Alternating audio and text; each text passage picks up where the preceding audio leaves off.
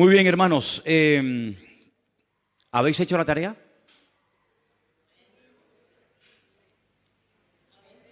¿Habéis hecho la tarea? ¿A medias? ¿A medias qué significa? ¿Que leísteis la mitad del capítulo? La idea era leer durante toda la semana el capítulo 11 de la carta a los Hebreos. ¿Cuesta mucho leer un capítulo a la semana? No, no. De hecho, no había que leerlo una vez a la semana, sino de hecho había que leerlo cada día. ¿Sí? Entonces, si ustedes han leído ese capítulo, se habrán quedado, como yo, me imagino, sorprendidos de la riqueza y de la profundidad al mismo tiempo que contiene ese capítulo. 18 personajes diferentes se mencionan. 18 personas diferentes. Claro, evidentemente para poder entender ese capítulo, o mucho del capítulo, uno tiene que conocer bastante de la Biblia, porque la mayoría de las cosas que se dicen ahí las encontramos en la historia del Antiguo Testamento, y si usted no ha leído el Antiguo Testamento, pues difícilmente se podrá enterar de muchas cosas. Pero este mes es el capítulo de las obras, es el tema de las obras. Y las obras están muy relacionadas con nuestra fe, y la fe está muy relacionada con las obras. Para recordar algunas cosas que yo he dicho aquí, la fe sin obras está muerta. ¿De qué sirve que usted tenga mucha fe si luego no la usa? ¿De qué sirve que tenga una gran fe y un gran conocimiento del Señor y de su palabra si luego usted no actúa en consecuencia? ¿De qué le sirve tanta fe? ¿Para qué la quiere? ¿Para qué la quiere? La fe sin obras está totalmente muerta. Las obras que hacemos, ya lo hemos dicho en muchas ocasiones, no las hacemos para ganar la salvación. La salvación usted ni yo no la podemos comprar jamás. La salvación la obtuvo por los méritos de nuestro Señor Jesucristo muriendo en la cruz, derramando su sangre. Y Él nos da la salvación por gracia, por medio de la fe. Dice, y esto no de vosotros, pues es don de Dios. Pero una vez que ya nos hemos convertido, una vez que ya hemos puesto nuestra vida en las manos del Señor, se tiene que notar a la hora de hablar, a la hora de reaccionar, en lo que hacemos, en lo que decidimos, en lo que pensamos, etcétera. Todo tiene que estar, ¿verdad?, impregnado de esa fe, y es la que nos ayuda a movernos, a tomar decisiones, a cambiar nuestra forma de ver la vida, etcétera, etcétera. Ahora, si vamos al capítulo 11 del libro de Hebreos, y le pido por favor que vayan ya, ustedes van a encontrar que el capítulo 11 de Hebreos, cuyo tema central, como bien saben, es el tema de la fe, empieza dándonos una pequeña definición de lo que es la fe. Y aparecen dos sustantivos, el sustantivo certeza y el sustantivo convicción. Leamos el versículo 1. Dice, la fe es pues la certeza de lo que se espera, la convicción de lo que no se ve. Quiero volver a leer otra vez este versículo. Preste atención. La fe es la certeza de lo que se espera, la convicción de lo que no se ve. Los seres humanos creemos en millones de cosas que nunca hemos visto y probablemente nunca veamos. Así que no es una excusa el no ver a Dios para no creer en Él. Repito, hay muchas, millones de cosas en las cuales creemos, sin ninguna duda, y nunca hemos visto. Luego, el no ver no es excusa para no creer. Si solamente creyéramos en las cosas que vemos, pues imagínense los ciegos. Imagínense los que nacen sin ver absolutamente nada. No podrían creer en nada. Porque si el principio es ver para creer, el ciego que no ve no podría creer. Por lo tanto, el no ver una cosa no es una excusa, repito, para no creer en ella. Algunos dirán, bueno, pero hay cosas que no vemos, pero se pueden demostrar que existen, efectivamente. Precisamente uso este argumento para dirigirme a todos ustedes y decirles que la fe de los cristianos no es una fe ciega, porque nosotros podemos demostrar las cosas en las cuales creemos. Por eso no está bien el decir que tenemos una fe ciega, porque la fe no es ciega. Hay un ingrediente que es indispensable para tener una fe sana. ¿Se acuerdan cuando estuvimos hablando de la fe sana? Porque hay muchos tipos de fe. Hay gente que tiene, como dijimos en su día, una fe muy extraña, una fe rara, una fe mística. Pero la fe del creyente, la fe del cristiano, del hijo y de la hija de Dios, es una fe sana, es una fe que no es ciega, no es una fe basada en mitos, no es una fe basada en emociones, en sentimientos, en producto de la imaginación, sino que hay un ingrediente que alimenta la fe sana, y ese ingrediente es fundamentalmente el conocimiento. Cuanto más conocimiento tenga usted del Señor y de su palabra, mayor y mejor, de mejor calidad será su fe. Cuanto menos conozca usted a Dios y cuanto menos conozca usted de su palabra, su fe será de peor calidad. Porque lo que le da sustento, lo que le da base, lo que le da calidad a nuestra fe es el conocimiento y también, como no, la experiencia. Pero por encima de todo, el conocimiento. Vamos a poner ahí en la pantalla para que podamos leer la definición de la palabra certeza, porque aparece en el versículo 1 y queremos saber lo que esa palabra significa. Ahí la tenemos. La palabra certeza significa conocimiento seguro, claro y evidente que se tiene de algo sin ninguna duda. Es una creencia firme, fuera, no fuerza, fuera de toda duda. La duda es el cáncer que mata la fe. Donde hay duda, no hay fe. Y donde hay fe, no puede haber dudas. Por eso repito, la certeza es conocer a ciencia cierta, con una seguridad absoluta, clara y evidente, sin ningún género de dudas. La palabra convicción, que es un sustantivo, casi diríamos que es un sinónimo de la palabra anteriormente leída, es conocimiento seguro y claro y evidente, seguridad que tiene una persona de la verdad o certeza de lo que piensa o siente. Es una creencia firme, fuera de toda duda. Usted está firme, usted cree que Dios existe, usted cree que lo que la Biblia dice es verdad, porque el conocimiento es lo que hace que su fe sea una fe a prueba de bombas, una fe que supera la prueba, una fe que supera la duda, una fe que supera cualquier ataque interno o externo que usted a lo largo de su vida y de su trayectoria con el Señor pueda experimentar o recibir. Por lo tanto, si usted no tiene certeza y convicción de sus creencias, difícilmente usted tendrá una fe a prueba de pruebas.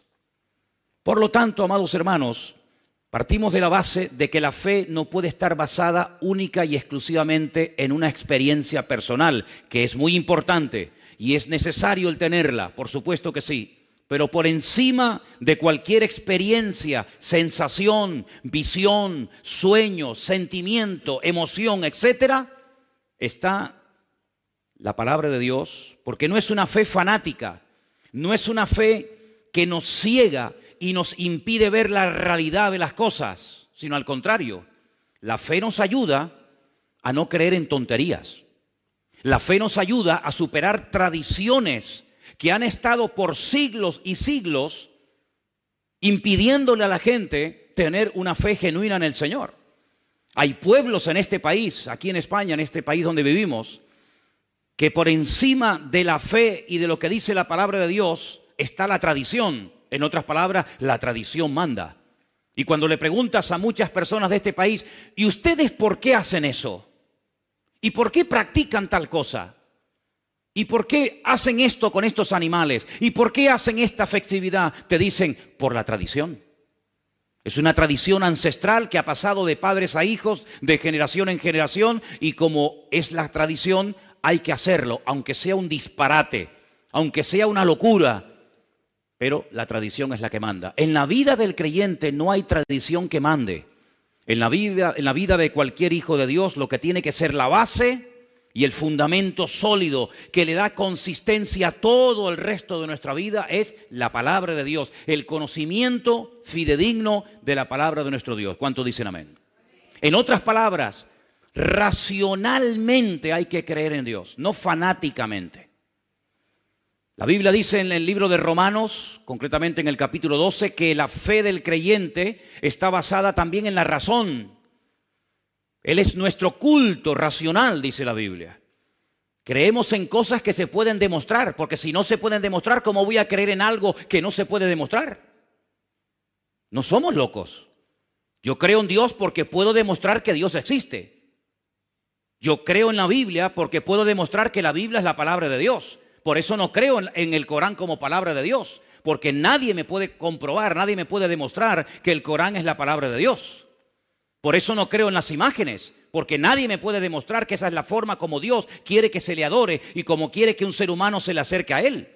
Por eso no creo en tantas tradiciones y costumbres populares que están tremendamente arraigadas en la cultura de los pueblos, porque son simplemente eso, culturas, mitos, leyendas, tradiciones, pero que no tienen ninguna base y no tienen ningún fundamento bíblico. Pero lo que nosotros creemos, absolutamente todo lo que nosotros creemos, se puede demostrar. Y por eso nuestra fe no es una fe ciega, ni loca, ni fanática, sino es una fe robusta y una fe racional. ¿Cuántos dicen amén?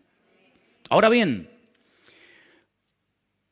todo lo que nosotros creemos hasta el día de hoy nos ha llegado de la boca de otras personas.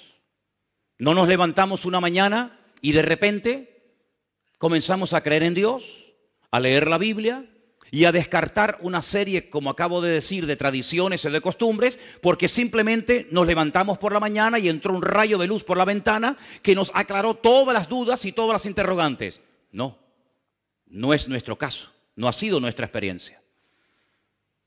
Prácticamente en todo cuanto nosotros creemos y practicamos hoy en día nos ha llegado por transmisión fundamentalmente oral. Porque otra persona nos habló del Señor y a esa persona le habló una persona y así es como los eslabones de una cadena. Ahora, lo que nos ha llegado a nosotros como palabra de Dios, lo que nos ha llegado a nosotros acerca de la vida de Cristo y de sus milagros, de su muerte, de su resurrección, etcétera, etcétera, goza de credibilidad. Es decir, nos podemos fiar que lo que nos han predicado y lo que nos han dicho las gentes a lo largo de los 2000 años de historia de la iglesia es verdad. ¿Te has preguntado alguna vez si lo que leemos en la Biblia realmente era así o no era realmente como nos han dicho? ¿Cuánto tiempo ha pasado? ¿Cuántas generaciones han pasado desde la época de Jesús hasta hoy en día? Déjenme que les dé un pequeño dato. Cuando usted comienza a leer el Evangelio según San Mateo, usted se encuentra que en el capítulo 1 hay un enorme árbol genealógico de los antepasados del Señor Jesucristo. ¿Sí o no? Y fulanito engendró a fulanito y fulanito engendró a tal. Y usted va retrocediendo en el tiempo y usted llega al principio de ese árbol genealógico que demuestra que Cristo era descendiente de la casa del rey David, por consiguiente de la tribu de Judá. Dice que desde Abraham hasta Cristo pasaron 42 generaciones. Ahora, muchos de los que están aquí, o algunos de los que están aquí, cuando leen, por ejemplo, un libro de arqueología, o los que están estudiando en institutos y universidades, muchas veces se te dan datos y se te dan fechas realmente que te dejan con la boca abierta, pero nadie los pone en tela de juicio. Por ejemplo, cuando se descubre un fósil, un hueso o algo por ahí, te dicen, esto tiene 10 millones de años. Y a veces tengo la sensación que cuanto más millones de años tenga, como que más fe hay que tener en eso. Y te dicen, no, este dinosaurio vivió hace 250 millones de años. Y nadie cuestiona la barbaridad de millones que le ponen, la cantidad de ceros que le añaden a la derecha a esa cifra. Sin embargo, si yo les dijera que desde Cristo hasta hoy en día han pasado simplemente 50 generaciones, si ponemos que una generación, según la Biblia, duran 40 años, 50 por 40 son 2000. Es decir, tenemos que creer que ese hueso, que ese dinosaurio, que esa piedra o lo que sea, tiene 100 millones de años y nadie puede decir ni mu, porque lo ha dicho el señor fulano de tal. Pero si yo os digo que de aquellas personas que vieron, hablaron y caminaron y palparon y reconocieron al Señor, simplemente han pasado 50 generaciones, que no es nada, 2000 años, todo el mundo se pone como en guardia. ¿Cómo es posible que no haya ningún problema a la hora de aceptar millones de años para una cosa y todo tipo de objeciones y de problemas y de trabas se ponen cuando hablamos de que desde Cristo hasta nosotros hoy en día han pasado aproximadamente 50 generaciones o 2000 años? ¿Por qué? Porque hablamos de Cristo. Y cada vez que se menciona o se habla de Cristo, automáticamente la gente se pone en guardia. Nadie se pone en guardia cuando te dicen que este hueso tiene 200 millones de años. Nadie. 200 millones de años, perfecto.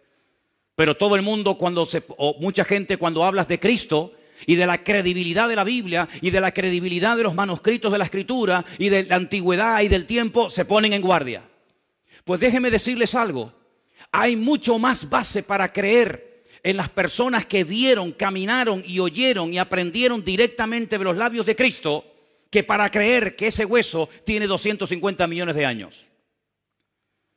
Porque los sistemas de datación de las cosas, de los huesos, de las piedras, etcétera, muchas veces falla. De hecho, se han aplicado sistemas de medición sobre animales que están vivos, como por ejemplo el carbono 14 o la radiación que queda en una piedra, en algo cuando pasa el tiempo, y han dado que tiene millones de años y el animal estaba vivo y no se había muerto. Sin embargo, las personas que le conocieron gozan de toda nuestra credibilidad y de todo nuestro respeto, porque fueron testigos oculares del hecho que marcó un antes y un después en la historia de la humanidad. Sabemos cómo se llamaban, dónde vivían. Podemos hasta el día de hoy visitar los lugares donde vivieron, donde caminaron, donde predicaron, donde fueron torturados, donde fueron encarcelados, etcétera, etcétera. Incluso, fijaros qué interesante esto, los que le perseguían, es decir, los peores enemigos, utilizando la literatura, hablaron y todos sus enemigos coinciden que lo que ellos decían es lo que había ocurrido, pero que no querían aceptarlo. Tenemos muchas cartas y manuscritos de personas ateas, de personas que eran enemigos del cristianismo, que escribían y decían es que están empeñados en decir que su Dios, que su Señor, que su Mesías murió en una cruz y que dicen todos que resucitó al tercer día. No había ningún tipo de dudas entre ellos, sino que estaban unidos, y podemos decir que no solamente por lo que dijeron y por lo que escribieron, sino que la arqueología, la literatura y la historia nos permiten a nosotros los cristianos hoy en día afirmar con toda certeza y convicción que todo cuanto nosotros creemos hoy en día no es producto de la imaginación ni de una locura, sino que tenemos una fe basada en un conocimiento certero de que la palabra de Dios está a prueba de bombas. Si alguien aquí ha cuestionado la Biblia, permíteme decirte que antes que tú ha habido millones de personas que han criticado y han dicho todo tipo de barbaridades en contra de la Biblia. Y muchos de los que comenzaron a meterse en contra de la Biblia y a investigar y a estudiar y a profundizar, porque la fe no impide investigar, la fe no impide, ¿verdad?, el razonar, el preguntar, el indagar, no, en absoluto. Es una fe racional, Él es nuestro culto racional, repito. Muchas de esas personas terminaron convirtiéndose y dándose cuenta de que era dura cosa es dar cosas contra el aguijón y mejor es convertirse a Cristo que ponerse a Cristo en su contra. Por lo tanto, queridos hermanos y amigos, tenemos una fe a prueba de bombas. ¿Cuántos dicen amén? Pero esa fe y ese conocimiento nos tiene que llevar a la acción. Porque entonces, ¿para qué nos sirve a nosotros todo lo que estamos escuchando esta noche? Simplemente para presumir y decir, wow, tenemos una fe a prueba de bombas. Tenemos una Biblia que es una pasada, un libro matemáticamente perfecto. No, hermano, no simplemente es para que presumamos de que tenemos un Dios poderoso, sino para llevarnos a una vida práctica, para llevarnos a la acción y para que todo lo que hagamos después de haberle conocido a Él afecte todas las áreas de nuestra vida. Lo familiar, lo psicológico, lo mental, lo económico, absolutamente todas las áreas de la vida tienen que estar impregnadas por la fe que tenemos. Ahora bien, esa palabra tan usada en el libro de Hebreos capítulo 11, la fe, la palabra emuná del hebreo, es una palabra que también tiene otras traducciones, no solamente fe. sino que también se puede traducir por lealtad y por confianza. La misma palabra. ¿Por qué?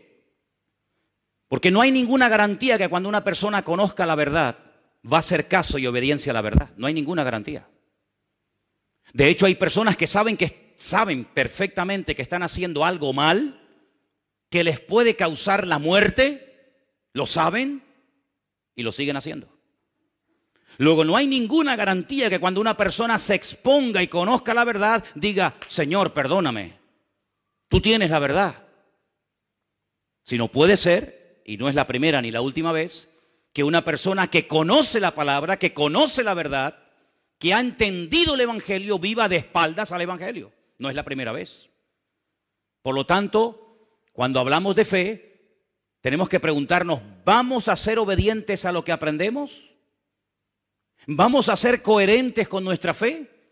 ¿Cómo demuestro que soy obediente y coherente con la fe que tengo? A través de las acciones que hago. Porque si mis acciones contradicen a la fe que digo tener, mi fe probablemente no es una fe sana, sino es una fe muy particular, muy personal, donde yo pongo las reglas en vez de someterme, como tengo que hacer, a las reglas y a los principios de nuestro Dios. ¿Cuántos dicen amén? Dígale al que está a su lado, nuestra fe no es ciega, nuestra fe es una fe racional, basada en el conocimiento. Aleluya. Ahora, algunas personas dicen, yo soy hombre de ciencia, más que de fe. Bien. Dicho sea de paso, la palabra ciencia o conocimiento está en la Biblia. Es un don. La Biblia dice que hay un don que es el don de ciencia. No voy a hablar del tema de ese ahora, pero el Señor en ningún momento está en contra del conocimiento, en absoluto.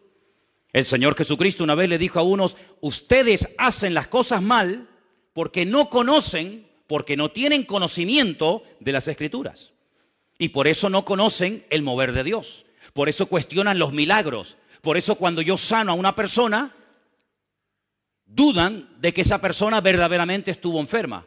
¿Se acuerdan, por ejemplo, en Juan? En el Evangelio según San Juan, capítulo 9, dice que el Señor sanó a una persona que era ciega de nacimiento. No que había perdido la vista, sino que fue ciego desde el vientre de su madre hasta que el Señor lo sanó. Juan capítulo 9. Y cuando fue sanado, llamaron a sus padres porque los judíos decían, mientes, tú nunca fuiste ciego. Y entonces vinieron los padres y dijeron, nuestro hijo nació ciego. Pero no nos preguntéis a nosotros, sino preguntadle a él porque ya tiene edad, porque dice la Biblia que tenía 40 años. Cuando una persona no conoce al Señor ni conoce su palabra, puede llegar a cuestionar todo. Por eso hay personas que cuando tú le abres tu corazón y le cuentas tu testimonio, se rebelan, te llevan la contraria, se burlan de ti, porque no conocen a Dios. Porque hay una regla elemental del reino de Dios que dice que el que es de Dios te va a oír y el que no es de Dios no te va a oír. En esto conocemos quiénes son de Dios y quiénes no son de Dios, lo dice la Biblia. Entonces, cuando una persona se goza en lo que le estás contando, algo que Dios ha hecho en tu vida, un milagro, una respuesta a una oración o lo que sea, puedes tener la completa seguridad de que esa persona se goza porque cree y tiene la misma fe y conocimiento que tú tienes. Pero cuando a una persona le dice, yo tenía cáncer y Dios me ha sanado, y se burla y cuestiona el poder de Dios, es porque no conoce ni a Dios ni a su palabra. Porque si conociera a Dios y a su palabra, diría, gloria a Dios, ¿cómo no te va a sanar el Señor de cáncer si Él es el Señor todopoderoso? ¿Cuántos dicen amén? Pero cuando el Dios de esa persona no es un Dios todopoderoso, ¿cómo te va a sanar a ti Dios de esa enfermedad o de cualquier otro problema? ¿Te das cuenta? Así que la ciencia te lleva hasta la frontera, te permite conocer cosas, pero no te permite entender las cosas. Por eso hay gente de ciencia que conoce, pero no entiende. Sin embargo, si vamos a Hebreos capítulo 11, en el versículo 3, fíjate, porque yo una de las razones por las cuales le pedí que ustedes estudiaran y leyeran el capítulo 11 de Hebreos es para que se dieran cuenta la cantidad de cosas que se pueden hacer en la vida cuando una persona tiene fe en Dios. Y dice en el versículo 3, por la fe entendemos. Ay, amigo, no solamente conocemos. Yo para conocer muchas cosas no necesito tener fe. Pero para entender muchas cosas tengo que tener fe, porque el conocimiento no me lleva al entendimiento. Me da una información con la cual puedo incluso estar en contra. Pero dice que por la fe entendemos haber sido constituido el universo por la palabra de Dios. De modo que lo que se ve fue hecho de lo que no se veía. Luego lo visible viene de lo invisible. Ahora, el día que Dios diseñó y creó el universo, no habían testigos. No había ningún notario tomando nota. No había nadie que pueda decir, yo estuve allí y efectivamente fue así. Yo lo vi cuando le dijo a la nada, sea la luz, y la luz apareció de la nada. No hay testigos, ni siquiera uno. Y entonces es cuando tenemos que recurrir al documento oficial donde Dios da testimonio de sí mismo. Y ese documento oficial que Dios utiliza para dar testimonio de sí mismo es su palabra. Lo que Él pensó se materializó cuando lo dijo. Pero si Dios simplemente hubiera dicho, sea la luz o sea tal y cual otra cosa, y esa palabra, esa orden, ese mandato no se hubiera escrito, ¿cómo sabríamos tú y yo que Dios creó el universo con el poder de su palabra sin tener ningún tipo de materia prima en la mano? Hermanos, para hacer este púlpito hizo falta un material llamado metacrilato. Para construir o hacer esta plataforma se necesitó madera. Para construir este edificio hizo falta cemento, arena, etcétera, etcétera. Pero Dios no necesitó materia prima para crear el universo, sino que lo único que, entre comillas, utilizó o usó el Señor fue el poder de su palabra. Y esa declaración, esas 6 veces que Dios da órdenes a la nada, las tenemos registradas en el único documento oficial que atestigua y da fe que lo que Dios hizo se cumplió. Y ese documento, gracias al Señor, lo tenemos aquí en la mano. Y se llama la Biblia, la palabra de Dios. ¿Qué es lo que puede presentar el hombre como contraargumento? Teorías. Teorías no demostrables. Opiniones, especulaciones, hipótesis. Y hay 10 o 12 opiniones diferentes acerca del origen de todo esto. Por ejemplo, ya Aristóteles, el famoso filósofo griego, decía que la creación es eterna, que siempre ha existido. El sol siempre ha existido, la luna siempre ha existido, la tierra, el universo siempre ha existido. Pero sin embargo eso no es verdad. Todo lo que vemos tuvo un inicio, tuvo un comienzo. Y todo comenzó con una orden, con un mandato de la boca de nuestro Dios. Y el documento, repito, que da fe de que efectivamente eso fue así, está en su palabra. Dijo Dios, sea la luz, y fue la luz. La Biblia no se escribió para convencer a nadie de nada. La Biblia no es un libro cuyo objetivo fundamental es convencer al inconverso de que existe Dios. Ese no es el objetivo de la Biblia. El objetivo de la Biblia no es demostrar que Dios existe. El objetivo de la Biblia no es ese. La Biblia ya desde el principio comienza mencionando a Dios en primera persona. Dijo Dios, sea la luz, y fue la luz. Y ya lo da por hecho. Incluso la misma Biblia dice que el necio dice en su corazón que Dios no existe. El necio. Porque hay que ser necio. Y yo me remito a la palabra de la Biblia. Hay que ser un necio para decir que Dios no existe. El día que a mí me demuestren que Dios no existe, ese día nos sentaremos y hablamos. Pero de momento no he encontrado en todos los años que tengo a nadie que sea capaz de demostrarme que Dios no existe. Algunos me dicen, demuéstrame tú que tu Dios existe. Digo, no, vamos a hacerlo al revés. Empieza tú. Empieza tú. Ustedes son mayoría, ¿no? Los que dicen que Dios no existe, pues presentadme argumentos para demostrar que Dios no existe. Y nadie te va a poder demostrar que Dios no existe. Absolutamente nadie. Ahora bien, las dos palabras que aparecen ahí en el versículo 1, certeza y convicción, todos ustedes saben que la Biblia se escribió fundamentalmente en 2 idiomas. El Antiguo Testamento se escribió en la lengua sagrada, el hebreo, y el Nuevo Testamento se escribió en el idioma culto de la época, que era el griego, ¿vale? Los manuscritos de los cuales se ha traducido el Nuevo Testamento a todas las lenguas que existen hoy en día son de origen griego. Las dos palabras que aparecen ahí en el versículo 1, griegas, para hablar acerca de certeza y convicción, una de ellas es la palabra upostasis. Permítame llevarles al capítulo 1 de Hebreos, versículo 3. Estamos en Hebreos capítulo 1, versículo 3, donde dice lo siguiente: el cual, siendo el resplandor de su gloria y la imagen misma de su sustancia, esa es la palabra que les acabo de mencionar, y quien sustenta todas las cosas con la palabra de su poder, habiendo efectuado la purificación o la limpieza de nuestros pecados por medio de sí mismo, se sentó a la diestra de la majestad en las alturas.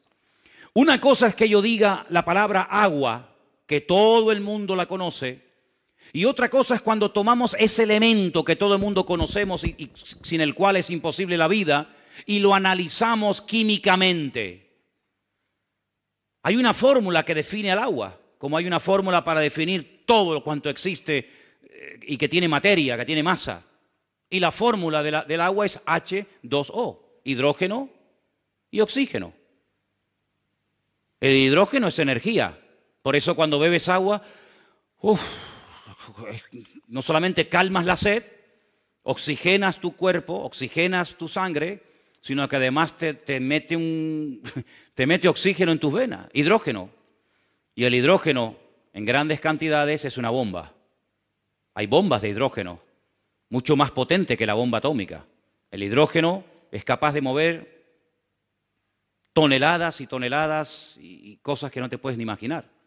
En una pequeña cantidad, si fuera más nos mataría, si fuera menos no serviría para nada, pero con esa fórmula H2O, dos moléculas de hidrógeno y una de oxígeno, sobrevivimos y gracias al Señor por ese elemento tan maravilloso. Y dicho sea de paso, 3/4 partes de nuestro cuerpo es agua y solamente una parte es materia. Ahora bien, la Biblia nos dice que la esencia de Dios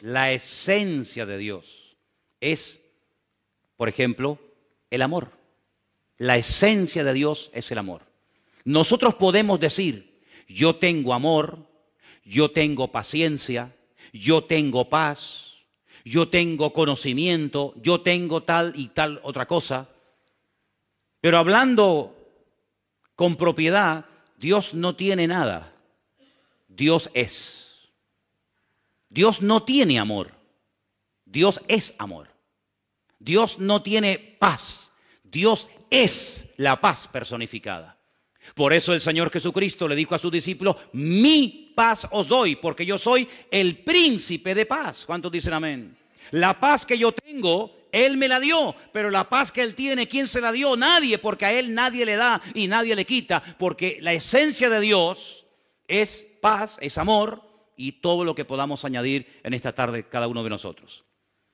Por eso yo creo que tenemos muchas veces que pensar cuando decimos ciertas y determinadas cosas. Y les voy a poner un ejemplo para que veáis.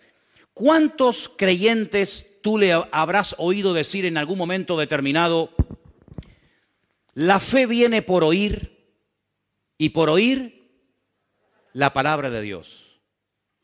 ¿Habéis oído alguna vez a algún hermano, o a lo mejor tú mismo has dicho alguna vez, la fe viene por oír y por oír la palabra de Dios? ¿Sí o no? Pues os habéis equivocado totalmente. Porque eso no dice la Biblia. No me diga, hermano, no, perdone. La Biblia no dice que la fe viene por el oír. Eso no dice la Biblia. Compruébelo. ¿Dónde está eso? Romanos 10:17. ¿Me lo puedes poner? Romanos 10:17. Vamos a leer el versículo como lo que dice, no como lo que yo creo que dice. Porque cuando mencionamos mal la palabra de Dios, podemos estar esperando una falsa promesa, creyendo en una falsa expectativa o declarando algo incorrecto. Si ustedes leen el versículo Romanos 10:17, la palabra viene, el verbo venir, no aparece por ninguna parte. ¿Lo leemos juntos? Ahí lo tenéis. Así que la fe es por el oír y el oír por la palabra de Dios. ¿Dónde dice la fe viene? Yo no lo veo por ningún lado. ¿Usted lo ve? A ver si yo veo bien. Déjame quitarme las gafas. No, pues no veo nada, ¿eh? No lo veo. La fe es. Ay, amigo. Jesús tenía fe cuando oraba por los ciegos, cuando resucitaba a los muertos, cuando limpiaba a los leprosos, cuando multiplicaba los panes y los peces, cuando caminaba por encima de las aguas, cuando reprendía a los demonios. ¿Jesús tenía fe? No. Jesús es fe. Porque si tiene, es porque alguien se la tuvo que dar. Todo lo que uno tiene es porque o lo has comprado, o te lo han regalado, o alguien te lo ha dado. Pero cuando uno es, por eso en hebreo el verbo tener no existe. ¿Sabían eso? Se declina una palabra, se declina una letra, la letra Shin. No existe el yo tengo, tú tienes, él tendrá, nosotros tenemos. No, se declina una palabra porque el tener no existe. Aquí el único que tiene, pero más que tener, el único que es y que da es nuestro Señor Jesucristo, es nuestro Dios. Y quiero decirles que en ese texto de Romanos 10:17, en todos los manuscritos no aparece la palabra Dios. En todos los manuscritos que existen hoy en día, que se han utilizado para traducir ese versículo al castellano, al alemán, al inglés, al chino, al japonés, etcétera, etcétera, en todos los manuscritos del mundo aparece la palabra Cristo. Ponlo otra vez. Así que la fe, dice, es por el oír y por oír la palabra de Cristo. Eso dice en el griego original. No hay ningún manuscrito donde aparezca la palabra Dios. Pero bueno, es que Dios es Cristo, ¿no? ¿Y Cristo es Dios o no? Pero para hablar con propiedad, los manuscritos dicen Cristo. Es decir, la fe está basada en un conocimiento, en una certeza y en una convicción que me cambia la vida radicalmente. Pero ¿cómo se alimenta ese conocimiento? ¿Cómo engorda, permítame la expresión, esa fe? ¿Cómo crece, cómo se extiende esa fe? Por oír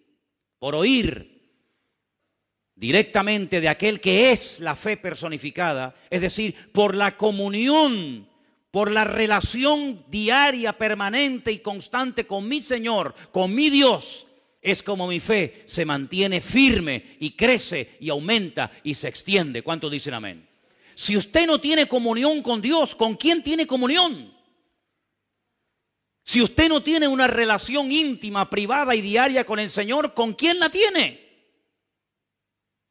Es más, cuando una persona mengua en su relación con Dios, los primeros que se dan cuenta son los que viven contigo. Si no, pregúntale a tu mujer, pregúntale a tu marido, a tu madre, a tu padre, a tu hijo.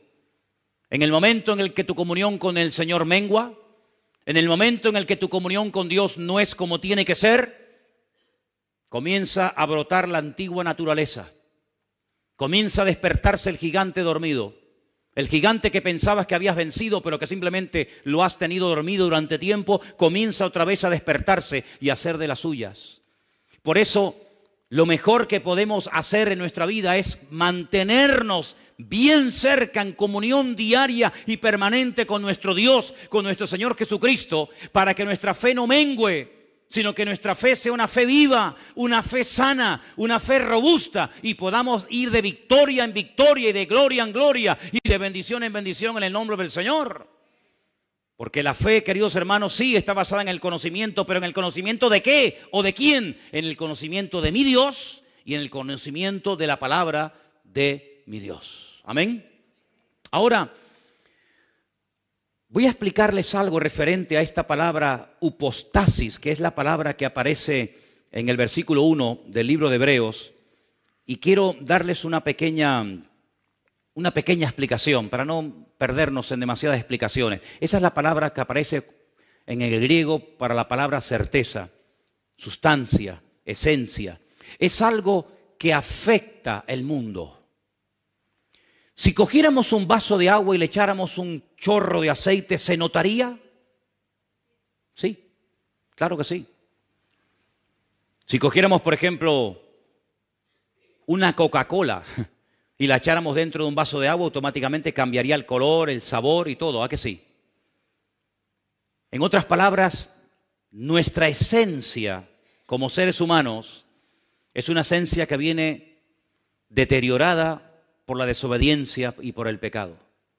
Y por eso cuando venimos a este mundo tenemos que aprender a ser obedientes. Nunca se aprende, nunca hay que enseñarle a un niño a ser desobediente. ¿Usted le enseñó a su hijo a ser desobediente?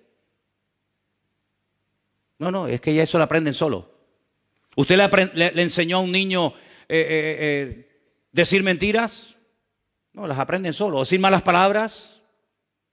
Es como que viene en la esencia del hombre, ¿verdad? Pero cuando entra el Señor en nuestra vida, nuestra esencia espiritual tiene que cambiar radicalmente. Por eso no es normal, aunque algunos crean que sí, que cuando pasan muchos años caminando con el Señor y conociendo al Señor, sigamos hablando igual, actuando igual, pensando igual, pecando igual. Juan observa y dice, el que sigue practicando y viviendo en el desorden, el que sigue viviendo como si nada en el pecado, es que no ha conocido a Dios. Porque el que ha conocido a Dios no practica el pecado. ¿Cuántos dicen amén? Dígale que está a su lado. El que conoce a Dios no practica el pecado. No lo puede practicar. Porque cuando uno conoce al Señor, lo que menos uno quiere hacer en la vida es pecar y desobedecer al Señor. En esto conocemos que hemos pasado de muerte a vida, dice Juan, en que amamos a los hermanos. ¿Cómo pueden pasar años sin dirigirle la palabra a una persona y usted llamarse cristiano? Es que probablemente usted no sea cristiano. Porque la Biblia dice que el que practica asiduamente algo no ha conocido a Dios. Es que no lo digo yo, que yo no he escrito ni una página de la Biblia. La Biblia dice que el que dice que ama a Dios y trata al trancazo a su hermano y no le habla, lo insulta, lo humilla, no lo ama, no lo respeta, no lo perdona, no le permite en un momento determinado cometer un agravio contra usted, entonces usted es más duro que Dios. Usted es más juez, más duro y más intolerante que Dios. Porque la Biblia dice que en esto se demuestra que hemos pasado de muerte a vida. En que hay algo en nuestra naturaleza que ha cambiado. ¿Y saben lo que ha cambiado? La esencia. Ahora tenemos la esencia de Dios. Dice que Él es el autor y el consumador de nuestra fe. Él es el que nos da la fe y el que nos mantiene esa fe viva en nosotros. Y por eso, cuando obramos, cuando hacemos obras, cuando hacemos buenas acciones, fruto, en definitiva, pues estamos demostrando que nuestra fe no es una fe muerta, sino es una fe viva. La otra palabra que aparece también se puede encontrar en la Biblia como la palabra amonestación. ¿Podemos poner otra palabra?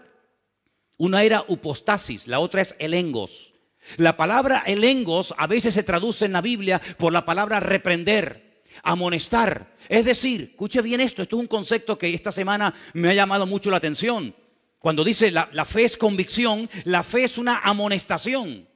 La fe es algo que me sacude. La fe es algo que me dice, no, así no es. La verdadera fe, no la fe religiosa, no la fe de la tradición, no la fe del mundo, no. La fe de Dios, esa semilla, esa esencia divina que Dios pone como regalo en tu alma, en tu corazón, es una semilla que te sacude por dentro. El engos es que te reprende, que te amonesta, que ya no te sientes bien cuando vas a adorar lo que no hay que adorar, que ya no te sientes a gusto cuando vas a pecar, ya no puedes pecar a gusto como antes, ya no te gozas en el pecado, sino que ahora te gozas en la justicia y te sientes mal cuando ofendes a Dios. Esa es una característica de la fe de la cual se habla muy poco, porque se suele hacer mucho énfasis que la fe es para ver milagros, para recibir respuesta a nuestras oraciones. Sí, todo está muy bien, pero cuidado, la fe que decimos tener también nos tiene que sacudir y también nos tiene que abrir los ojos y quitar la venda y el velo de nuestra cara y nos amonesta y nos reprende diciendo, que eso no es así. Por eso, queridos hermanos, dice la Biblia que cuando Pablo se convirtió al Señor, enseguida predicaba de la fe. En otras palabras, dice que huían de él porque dice, que en otro tiempo perseguía la fe, ahora nos predica de la fe. Claro, La esencia del apóstol Pablo, como la esencia de cualquier ser humano, cuando pone su vida en las manos del Señor, cambia radicalmente, completamente cambia. Antes huían de Pablo, ahora se acercaban a Pablo porque tenía palabra de Dios. Lógico, porque esa esencia de Dios es una esencia que no espanta, es una esencia que atrae, porque es como un imán que lleva a la gente al conocimiento de la verdad. ¿Cuántos dicen amén? Miren la mujer samaritana. La mujer samaritana, la de Juan capítulo 4, la conocemos, ¿sí? ¿A qué hora fue a buscar agua? A las 3 de la tarde. ¿A quién se le ocurre? ¿A quién se le ocurre a las 3 de la tarde en Israel con el calor que hace ir a buscar un cántaro de agua? ¿A nadie? Pero es que ella iba a esa hora porque nadie la veía, porque era una mujer de mala reputación, era una mujer que había destrozado muchos hogares. Una mujer, como dije en una ocasión, que había robado muchos maridos a otras señoras casadas. Y entonces ella iba a esas horas tan extrañas de la tarde porque resulta de que nadie la iba a cuestionar y nadie la iba a ver. Pero allí estaba el Señor. Y el Señor, como saben, le pide agua. Y el Señor, hay un momento en el que se le queda mirando y le dice, ¿sabes? ¿Por qué no vas a la ciudad y le dices a tu marido que venga? Qué sabiduría, ¿no? Ella le dice, es que yo no tengo marido. Dice, muy bien. Fíjate, no ocultó su realidad. Dice que el que encubre no prosperará. Muy buena respuesta, mujer. Has dicho lo correcto, no tengo marido, pero te recuerdo que ya has tenido 5. 5. Y el que ahora tienes tampoco es tu marido. Ya iba con 6 y ninguno de los 6 era su marido. Entonces la mujer se queda sorprendida, se va a la ciudad, oyen al maestro, cambian de vida y cuando el Señor se va a los 2 o 3 días de Samaria, dicen los samaritanos la siguiente palabra. Ahora no solamente creemos en Él como el Salvador y como el Mesías que tenía que venir a este mundo, no solamente creemos en Él por tu testimonio y por lo que tú nos dijiste que Él te dijo, sino que ahora también nosotros, porque hemos tenido una experiencia personal con Él, ahora también nosotros tenemos una fe personal en Él. Una fe que no solamente depende de tu testimonio, sino una fe que nosotros tenemos porque también le hemos conocido personalmente. ¿Cuántos dicen amén? Y por eso dije al principio del estudio que es muy importante que nosotros tengamos una fe basada en el conocimiento de las Sagradas Escrituras, de la Palabra de Dios, que es lo que le va a dar solidez a tu fe, sino también el paso siguiente es una experiencia personal con el Dios de la Palabra. Porque si no vas a conocer solamente la Palabra de Dios y no vas a conocer al Dios de la Palabra, que es lo que le pasa a mucha gente. Hay muchas personas que han estudiado en seminarios y dicen que saben, mucho de la palabra de Dios, pero de Dios no tienen ni idea. Cada vez que voy a Israel me pasa lo mismo. Hablo con muchísima gente que tienen conocimiento de la palabra de Dios tremenda. Libros enteros de la Biblia se saben de memoria, cosa que ninguno de nosotros sabemos. No hay nadie aquí que se sepa un libro de la Biblia de memoria. Nadie. Y allí en Israel hay miles de personas que se saben libros y libros enteros de la Biblia de memoria. Pero de Dios, del Dios de la palabra, no tienen ni idea, porque si conocieran al Dios de la palabra, nunca hubieran crucificado al Hijo de Dios, ni lo hubieran rechazado, ni lo seguirían rechazando. ¿Te das cuenta? Luego el conocimiento por sí mismo no es suficiente, porque no hay nada peor que pecar después de haber conocido, después de haber recibido el conocimiento y seguir pecando y rebelándote contra el Señor. Ahora bien, la fe tiene un ingrediente muy interesante y es que te ayuda a cambiar lo natural por el poder de la fe en el mundo espiritual. Es decir, hay varios pasajes, voy a poner solamente 2 o 3 ejemplos para que veáis lo interesante que es. Hay gente que acepta cosas en la vida con una cierta resignación, como diciendo, bueno, esto es lo que me ha tocado en la vida. Esta es la cruz, dicen algunos, que me ha tocado llevar. Vamos a ver. ¿Usted se acuerda cuando un joven llamado David, que en aquel momento no era rey ni era nada, recibe el encargo de su padre para que vaya al campo de batalla donde están sus hermanos mayores a ver cómo están? ¿Se acuerda del pasaje? Seguro que sí. Dice la Biblia que cuando llegó al campamento y habló con sus hermanos y le dio la comida que traía para ellos de parte de su padre, él se dio cuenta de que en el campamento había un ambiente extraño. Allí no se respiraba a fe por ninguna parte. Allí había temor, allí había miedo. Y él pregunta y dice, ¿qué es lo que pasa? Porque yo noto que aquí hay un ambiente donde no está la presencia del Señor. Porque dice la Biblia que el amor echa fuera el temor, y allí había temor por todas partes, empezando por el rey hasta el último del ejército. Y le informan de que hay un paladín, que hay un gigante enorme llamado Goliat, que lleva 40 días asustando, amedrentando a las tropas del ejército de Israel. Y entonces él le dice al rey Saúl, yo voy a ir y voy a luchar contra ese hombre. Y todo Israel sabrá hoy que el Dios de Israel es el Dios vivo y verdadero. Recibe todo tipo de oposición. Primero por parte de sus hermanos. Segundo, el rey intenta ponerle una armadura que ni a él le servía, cuanto menos a David. En otras palabras, intentan con armas naturales dotar o capacitar a David para una batalla que ni ellos mismos, todos juntos, serían capaces de vencer al gigante Goliat. Pero David les dice una palabra extraordinaria, primero al pueblo y después al gigante Goliat, que es a lo que quiero ir.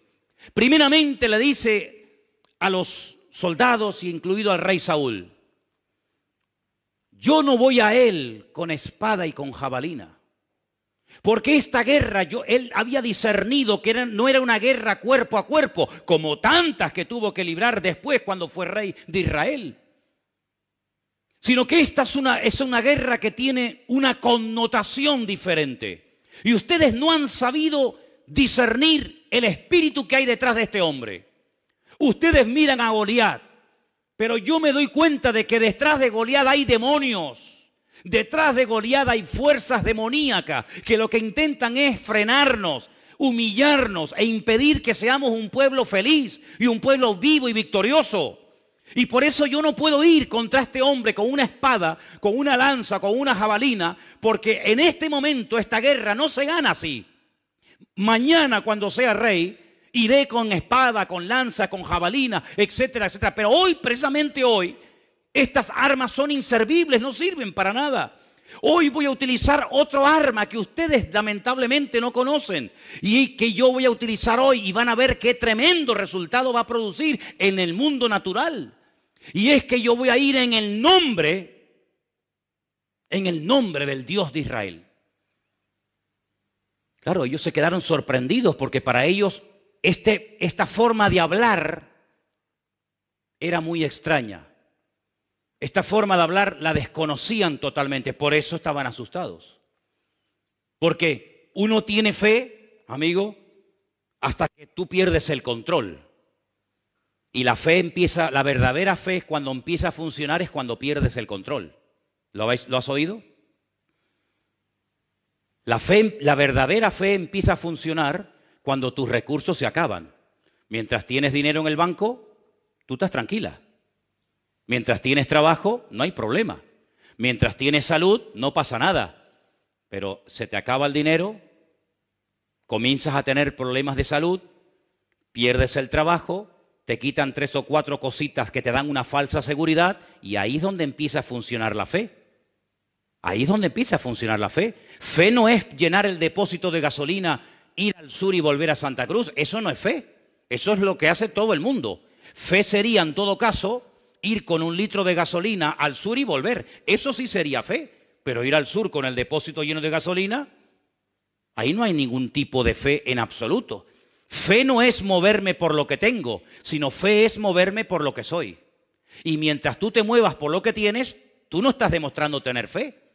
Pero cuando tú te mueves no por tus recursos naturales, sino por los recursos divinos, amigo, ahí donde verdaderamente se demuestra quién tiene y quién no tiene fe. Yo voy a ir desarmado, sin casco, sin escudo, sin jabalina, sin lanza, sin espada, sin puñal, a cuerpo descubierto, pero voy a ir protegido y cubierto por un nombre, que es sobre todo nombre. Y entonces cuando llega al campo de batalla, yo ya a ustedes les he dicho lo que tenía que decirles. Mediten en lo que les acabo de comentar. Y ahora me voy al terreno de la realidad, porque la fe no trabaja en la imaginación, la fe trabaja en el terreno de la realidad. Sí, es muy bonito lo que le has dicho a tus hermanos, sí, has quedado muy bien, ¿eh? Qué bien. Sí, pero ahora vete al campo de batalla y demuéstralo. Es muy bonito decir, yo soy la resurrección y la vida, el que cree en mí aunque esté muerto vivirá. Eso también lo digo yo. Sí, pero ahora tienes que pasar el examen. Ahora vete al cementerio y saca al muerto de la tumba.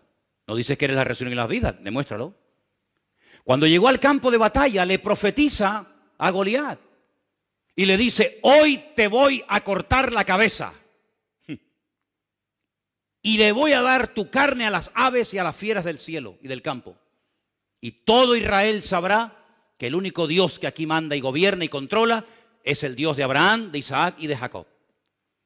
Y en base a esa palabra, en base a esa fe, por eso David es mencionado en el libro de Hebreos, aunque de pasada, porque dice que el tiempo le faltaría si se pone a hablar de cada uno de ellos, pero se menciona el nombre de David, si lo habéis visto. David acaba de dar una palabra de fe, como tú y yo la podemos dar, pero ahora hay que ir a la acción, amigo. Y ahora le dice a Goliat, ven, acércate. Y dice que se va a un arroyo donde toma 5 piedras. Una vez se lo expliqué, solamente de paso se lo vuelvo a explicar. Los filisteos controlaban toda la costa mediterránea. 5 ciudades. Gaza, Askelón, Asdod, Ecrón y Gaza. Y Gat. 5 ciudades. David dice 5 piedras, una para cada uno. Después de Goliat vendrá el otro y el otro y el otro. No fue capaz de venir nadie más. La Biblia dice que cuando salió, él le lanzó aquella piedra, derrotó al enemigo y todos los filisteos salieron huyendo. Es una cosa fuera de toda lógica. Porque que un joven mate a un gigante y que todo un ejército se ponga en desbandada, ¿pero por qué? Porque lo que hay es que descabezar al enemigo. Dice la Biblia, y Jesús lo explicó muy claramente, por favor entiendan esto. Tú no puedes entrar en la casa de un hombre fuerte y saquear sus bienes y sacar todo lo que le pertenece si antes no lo atas. ¿Cómo te vas a meter tú en la casa de un hombre que es más fuerte que tú, quitarle todo y llevártelo a tu casa? Es imposible. Primeramente habrá que reducirlo, atarlo, esposarlo, amarrarlo y luego entras y te llevas las cosas. No es que estás dando una lección para saber cómo robar, cuidado. No es eso, sino simplemente un ejemplo, ¿vale?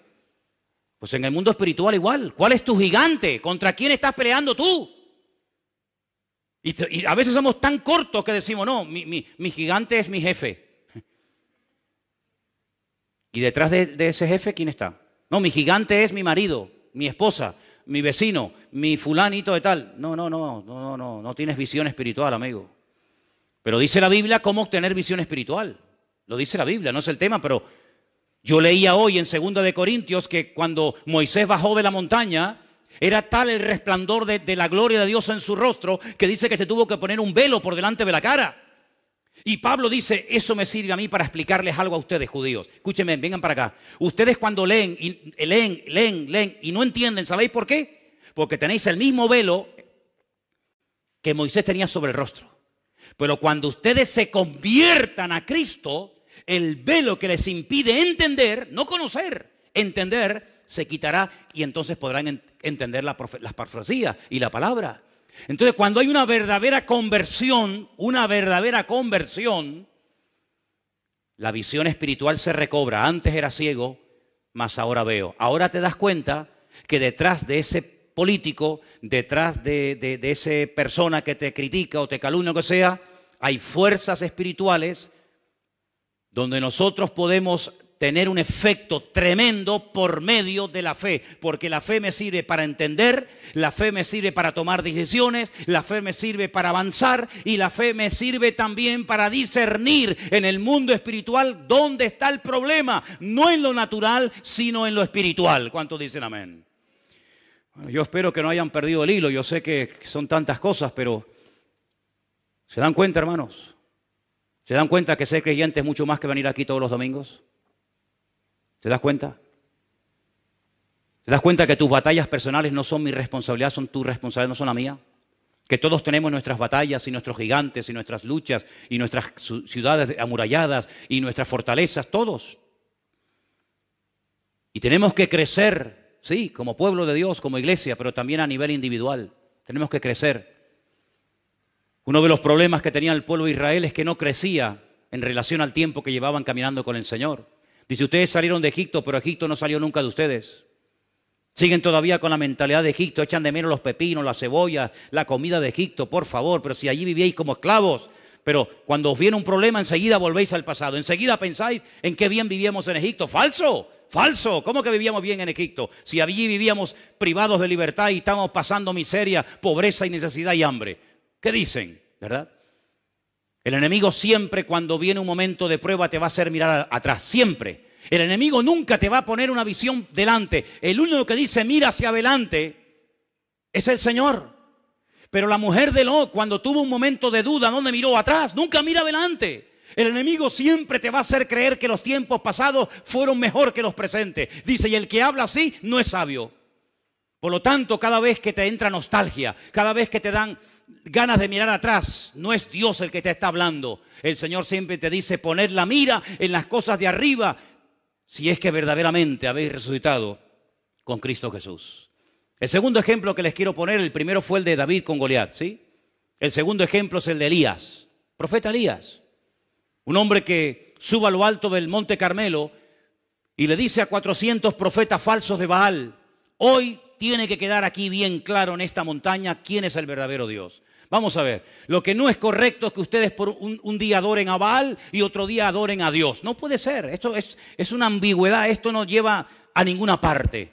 Vamos a tomar una decisión. Y en aquel monte que es muy alto, del cual se ve muchas partes de Israel, todo el valle de Meguido, etcétera, etcétera, les dice, vamos a orar, vamos a entrar en una guerra de tipo espiritual. Aquí no vamos a pelear cuerpo a cuerpo, sino aquí vamos a pelear en el mundo espiritual. Ustedes pongan sobre un altar de piedras a un buey y yo pondré otro. Y ustedes oren e invoquen a vuestras divinidades y a vuestros dioses. Si vuestro Dios es el verdadero, que lo demuestre y punto. Que descienda fuego del cielo. Si no desciende fuego del cielo, ustedes están sinceramente equivocados. Estáis creyendo en una mentira como si fuera verdad. Y estáis inculcando y transmitiendo de generación en generación esas mentiras y esas fábulas a vuestros hijos. Y eso no se puede permitir ni un momento más. Después yo tendré mi oportunidad, invocaré al Señor. Y si mi Dios me responde por fuego y quema este altar, entonces queda bien claro que vosotros estáis adorando a un Dios falso y el Dios mío es el verdadero. Estaban tan equivocados y tan fanatizados que dijeron, vale. Podían haber dicho, no, espera. Vamos a buscar una cosa más sencillita, Elías, por favor, que caiga fuego del cielo. No, pero ellos estaban tan convencidos que dijeron, vale, venga. Es increíble cómo la gente puede incluso llegar a dar la vida por una mentira, creyendo que está muriendo por una verdad. Es terrible. La fe religiosa es peligrosa. La fe religiosa puede llevarte a cometer barbaridades. Oraron desde la mañana hasta el atardecer y allí no hubo ninguna respuesta, hasta que le tocó el turno a Elías. Y dice la Biblia que cuando Elías oró, previamente había dicho que le echaran agua a la leña, que le echaran agua al altar, etcétera, y cayó fuego del cielo. Allí se demostró que el Dios de Israel era el Dios vivo y verdadero y no Baal al cual ellos adoraban. Esa no fue una guerra de un ejército contra otro ejército. Esa no fue una guerra de tipo natural, fue una guerra de tipo espiritual. Israel se enfrentó en lo natural muchas veces en el pasado con amorreos, filisteos, cananeos, moabitas, amonitas, ¿de acuerdo? Pero las batallas que tú y yo libramos hoy en día no son físicas. Nuestra pelea no es contra sangre y carne, dice Efesios capítulo 6. Las armas de nuestra milicia no son carnales. Nosotros, dice la Biblia, que peleamos contra principados, contra potestades, contra gobernadores de las tinieblas de este siglo, contra huestes espirituales de maldad en las regiones celestes. Y hay cristianos que ahí no saben pelear. No, ahí no saben, no tienen ni idea. No tienen ni idea. Y es ahí donde el Señor en este 2017 a todos y a cada uno de nosotros, a los que quieran, nos quiere llevar a pelear la buena batalla, a pelear no contra el jefe que te trata mal y te humilla, no contra el profesor que la tiene según tú tomada contigo, no contra el vecino que te tiene amargada la vida y te raya el coche y te tira basura por la ventana, no contra fulano y... No, por ahí no van los tiros, amigo. Sino aprender a leer, aprender a discernir en el mundo espiritual y darte cuenta que hay cosas que no vienen de Dios. Y lo que no viene de Dios, a través de la fe, yo tengo la autoridad de reprender, tengo la autoridad de tomar autoridad sobre esas cuestiones y cambiar lo natural a través del nombre de nuestro Señor Jesucristo. ¿Cuántos dicen amén? Y quiero solamente recordarles algo. En Marcos capítulo 4, verso 37, es el último pasaje que voy a leer, aunque tengo aquí material para dar y vender. Pero en Marcos capítulo, como dije, 4, verso 37, quiero que presten atención a este último texto que voy a leer en esta noche, por favor. Y dice así. Si quieren, arrancamos desde el versículo 35, para empezar a leer la historia del principio. Aquel día, cuando llegó la noche, les dijo, pasemos al otro lado. Pasemos al otro lado. Ya hemos estado mucho tiempo en esta orilla. Despidiendo a la multitud, le tomaron como estaba en la barca y había también con él otras barcas. Pero se levantó una gran tempestad de viento y echaba las olas en la barca de tal manera que ya se anegaba. Ahora, no estamos hablando de un transatlántico. Estamos hablando de pequeñas embarcaciones donde si entra mucha agua, lo más probable es que nos hundamos aquí todos y puede haber algún muerto. De hecho, ¿cuánta gente, cuántos miles de personas han muerto cruzando de diferentes partes del mundo hacia Europa porque el tipo de embarcaciones en el que vienen no sirven para nada? Pues aquí hay un ejemplo bíblico de cómo va un grupo de 12 personas en una pequeña embarcación, se desata una tempestad de tal magnitud. Y entonces fijaros que en el versículo 38 dice, él estaba en la popa, en la parte de atrás de la barca, durmiendo. ¿No se mareaba el Señor? Parece ser que no. Y no había biodramina, que yo sepa, en aquella época, ¿no? No se mareaba. Yo sé que si más de uno fuera en esa barca, madre mía, se hubiera tirado por la borda, ¿no? Estaba durmiendo en un cabezal y le despertaron y le dijeron, maestro, no tienes cuidado que perecemos, Señor, pero tú no te das cuenta que vamos a morir ahogados. Ahora vamos a pararnos un momento. ¿La fe para qué sirve? Para tomar sabias decisiones, para hablar correctamente. Ahora están hablando incorrectamente. ¿Por qué? ¿Quién es el que va dormido en esta barca? ¿Quién es el que va ahí dormido? ¿Cómo se llama ese señor que está ahí dormido? Yeshua HaMashiach, Señor Jesucristo. Bien. ¿Quién es él? Es el Mesías. Bien. Si es el Mesías, ¿qué dicen las profecías acerca de la muerte del Mesías? Bueno, Isaías 53 y otros pasajes es muy claro. Dice que traspasarían sus manos y sus pies y que moriría colgado, crucificado entre malhechores. Eso dicen las profecías. Si las profecías dicen que Él va a morir crucificado, ¿cómo le dicen al Señor, Señor, despiértate, que vamos a morirnos? No nos podemos morir. Él no puede morir en esta barca. ¿Por qué? Porque entonces la palabra sería mentirosa. Porque entonces Isaías era un mentiroso. ¿Se inventó eso de que lo iban a crucificar? ¿Se equivocó? No, iba a morir ahogado. ¿Por qué va durmiendo el Señor? Porque sabe que por mucho agua que entre, Él no va a morir ahogado. Esto es tremendo, ¿eh? No es lo mismo montarse en un avión sabiendo que no se va a caer que sabiendo que el avión se va a caer. ¿Te montarías? Usted va a morir en un avión. Ya no me monto más en aviones. Pero si yo sé con toda seguridad que no voy a morir en un avión, me puedo montar en 1.000.000 de vuelos que por mucho que se meneen, por mucho que se sacudan, yo sé que no voy a morir así. De alguna manera aterrizará. Esa era la fe que en ese momento estaba manifestando el Señor. ¿Cómo? Con paz, con tranquilidad. En paz me acostaré y asimismo dormiré. Ahí tenían delante de sus narices la paz personificada, pero ellos no, ellos pierden el control, y cuando uno pierde el control que dije antes, es cuando empieza la fe, pero si no tienen fe, ¿qué fe van a usar? ¿Qué fe van a usar, amigo? Señor, despiértate que perecemos, versículo 39, levantándose, reprendió, es la misma palabra, en este pasaje no siempre, pero en este pasaje cuando dice reprendió, es la misma expresión que utilizaba cuando reprendía a los demonios. La misma. Toma autoridad de lo natural con el poder del mundo espiritual. Reprendió al viento y a la mar y le dijo, cállate, enmudece. Cesó el viento, se hizo grande bonanza y les dijo, ¿por qué estáis así amedrentados? ¿Es que no tenéis fe? ¿Ves cómo les reprocha? Tenéis, no sé lo que tenéis, pero fe en este momento no habéis manifestado ninguna. Entonces temieron con gran temor y se decían el uno al otro, ¿quién es este que aún el viento y el mar le obedecen? Si conocemos a Dios, no vamos a entrar en el terreno de la desesperación, ni de la duda, ni del temor. Porque cuando conocemos a Dios, pase lo que pase, venga lo que venga y digan lo que digan, yo sé en quién he creído. ¿De dónde me viene ese conocimiento? De la palabra. Cuando la palabra la tengo, la guardo en mi corazón, la atesoro cerca de mi vida, ya pueden decir los seres humanos lo que quieran, lo que prevalece es la palabra.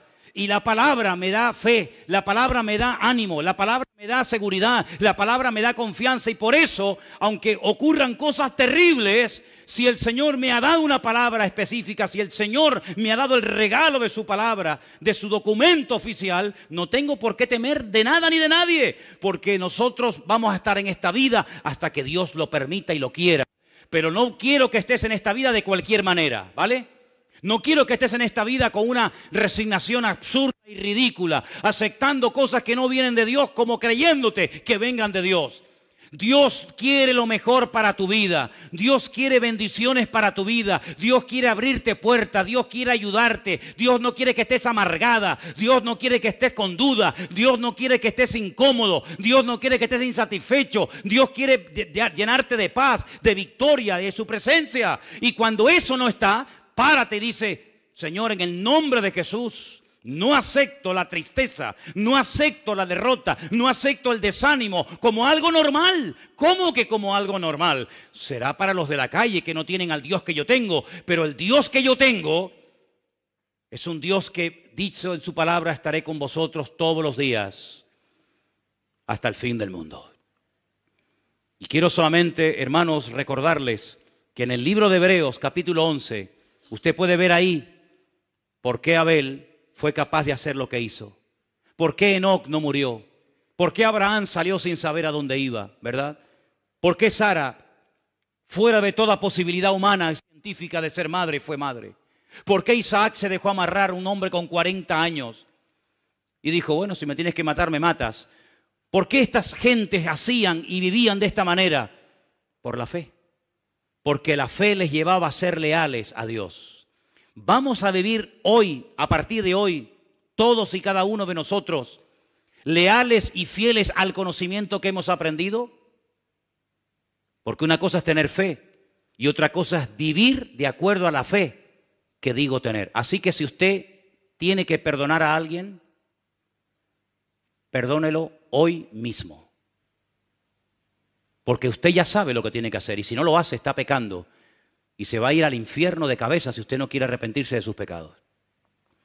Si usted sabe que tiene que orar y no lo está haciendo, si usted sabe que tiene que dejar de pecar en ciertas y determinadas áreas y no lo hace, usted sabe perfectamente que está jugando con lo más valioso que usted tiene, que no es ni su coche, ni su casa, ni su trabajo, ni sus joyas, ni su patrimonio. Lo más valioso que el ser humano tiene es su alma. Y la Biblia dice que el que descuida su alma es un necio. Por lo tanto, hermanos, velemos. Tomemos medidas preventivas, usemos la fe que el Señor ha puesto en nuestros corazones, cambiemos nuestra forma de hablar, Es una vergüenza cómo está reaccionando el mundo ante una persona que nos puede gustar más o menos, pero que ha hecho una serie de declaraciones que sí, que pueden ser muy, todo lo que tú quieras, pero hermanos, a nosotros no nos van a convencer las naciones de la tierra ni los medios de comunicación. Nosotros sabemos en quién hemos creído. Y nosotros sabemos que nuestro Dios está con nosotros. Cierra tus ojos, por favor, ahí donde estás. Pídale al Señor en esta noche, por favor. Señor, ayúdame a hablar en fe, a tomar las decisiones en fe, a vivir en fe, a orar en fe. Yo no quiero tener una fe religiosa basada simplemente en un conocimiento intelectual, porque la fe sin obras está muerta. La fe sin obras no sirve para nada. Es como una flor artificial que parece, pero no es. No hay que regarla, no desprende olor, no crece, no se marchita, es artificial. La fe del cristiano no puede ser una fe artificial. Es una fe que hay que cuidar, que hay que usarla, que tiene que crecer, que tiene que madurar, que tiene que robustecerse. Esa es una fe genuina, porque está viva. Y todo lo que tiene vida hay que cuidarlo, hay que protegerlo. Y por eso en esta noche te pedimos, Señor, que tú nos ayudes a mentalizarnos y a entender y aceptar que la fe es algo vivo, no es un concepto abstracto, que no sabemos ni lo que estamos diciendo o hablando, sino que la fe, Señor, es vivir tu vida a través de la nuestra. Tú eres nuestro máximo ejemplo de fe, porque tú eres la fe personificada, la obediencia, la lealtad, la fidelidad personificada. Y queremos pedirte en esta noche, Señor, que nos ayudes a vivir en base a esa fe, a hablar, a pensar, a reaccionar en base a esa fe. Y que ningún elemento externo, ni siquiera interno, se interponga en nuestra fe, sino que podamos, como dice tu palabra, alcanzar buen testimonio como los antiguos, de que pusimos nuestra confianza y nuestra fe en el Señor. Gracias por el regalo hermoso de tu bendita palabra, a la cual amamos y hacemos bien en escudriñarla y en leerla. Señor, gracias porque podemos alimentar la fe con tu palabra, porque tu palabra es la fuente de la fe. Y queremos en esta semana esforzarnos en leerla, en escudriñarla, en memorizarla, porque es la palabra de Dios la que nos hace entender los misterios que el hombre todavía no entiende y comprende. Conocen, pero no entienden. Pero el creyente sabe, conoce y entiende, porque con la fe podemos entender cómo se hizo el universo, los tiempos, las edades, las salidas y las puestas del sol, las estaciones, todo lo podemos entender, porque tu palabra es la sabiduría misma. Y te pedimos, Señor, que nos ayudes a amarla y a tenerla siempre en nuestros corazones. Te lo pedimos en el nombre bendito de Jesús. Amén y amén.